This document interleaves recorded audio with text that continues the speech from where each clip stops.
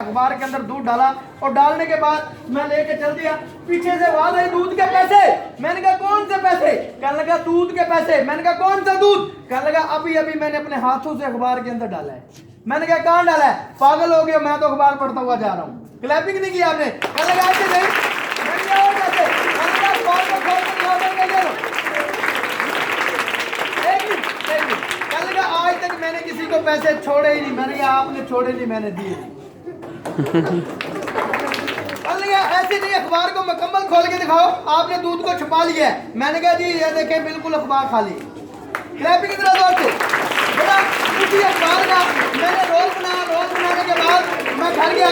घर जाने के बाद मैंने अपनी मम्मा को आवाज लगाई, अम्मी जाओ जल्दी से बर्तन लेके आओ, मैं दूध लेके आओ, चाय बनवाएंगे। तो जैसे ही मैंने अपनी मम्मा को आवाज लगाई, मैंने कहा मम्मा जल्दी करो, बर्तन लेके आओ, मैं दूध लेके आया, चाय बनवाएंगे।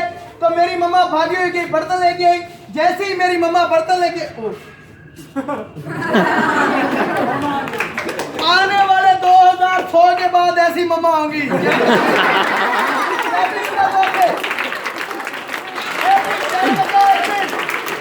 अखबार के अंदर से पानी निकलता हुआ नजर आ जाए, आपको मानना पड़ेगा फन फन ही होता है। ये फन है, जादू नहीं है।